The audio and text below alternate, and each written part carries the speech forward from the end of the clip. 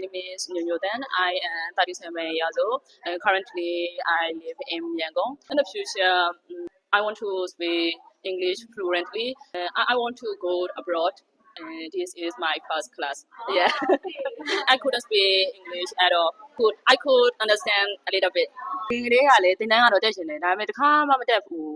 တက်တာတော့ရမ်းတက်ရှင်တယ်ကိုဘွားရဲ့အိမ်မက်ထဲမှာပါတယ်သင်တန်းတက်ရှင်တယ်အင်္ဂလိပ်စာပြောတတ်တဲ့သူဖြစ်ရှင်တယ်အဲ့လိုမျိုးလေအဲ့လိုမျိုးရှင်တီရှေကိုတွေ့လိုက်တဲ့အခါကျတော့ဘလို့စိတ်ထဲမှာခံစားရလဲဆိုတော့ငါလှုပ်ရှင်လာတွေ့ပြီပေါ့အဲ့တော့သင်တန်းတွေတွေ့တယ်ရွေးတယ်ဒါပေမဲ့လေစိတ်ထဲမှာကိုယ်ခံစားချက်မှာဟိုတက်ရှင်တယ်တရားရခိုင်တော့အတက်မှဖြစ်မယ်တက်ရှင်တယ်လို့မခံစားရဘူးတီရှေကိုတွေ့လိုက်တဲ့အချိန်ကျတော့ဟိုကိုယ့်ရဲ့အိမ်မက်တစ်ခုလို့ဖြစ်တော့ငါတက်ကိုတက်ရမယ်ဒီတန်းဟိုတီရှေတင်နေတာတွေမြင်တော့တီရှေကိုမြင်တော့ဘလို့ခံစားရလဲဆိုတော့တီရှေကရမ်းရိုးရှင်းပြီးတော့လေကိုယ့်အတွက်ကိုယ်တိုက်နဲ့ကြိုက်မယ်လို့ခံစားရတယ်ဘာလို့လဲဆိုတော့ကိုကနည်းနည်း sensitive ဖြစ်နေသေးပါတယ်အဲ့လိုမျိုးဆိုတော့လေဟိုတီရှယ်စကားပြောတဲ့ပုံစံတွေကိုကြည့်လိုက်တော့ကိုယ့်ရင်ထဲမှာအဲ့လိုကိုတက်မှဒီတန်းကိုဖြစ်မယ်ဒီတန်းတက်ရင်တော့ငါ့အတွက်အကျိုးရှိမယ်ဆိုတာမျိုးလိုမျိုးဟိုတီရှယ်ကိုစမြင်လိုက်တာနဲ့ကိုခံစားရတယ်အဲ့တော့ရွေးဖြစ်သွားတယ်တကယ်တက်တဲ့အချိန်မှာလေဟိုကိုထင်တာထက်ပိုပြီးတော့ဟိုကိုမျောလင့်တာထက်ပိုပြီးတော့အကျိုးရှိသေးတယ်ဟိုအရင်တော့ကကိုလုံးဝအင်္ဂလိပ်စကားနည်းနည်းပါးပါးတော့နားလေတယ်ဒါပေမဲ့လည်းမပြောတတ်ဘူးဒါပေမဲ့တီရှယ်တန်းပြီးသွားတဲ့အခါကျတော့ကိုဟာကို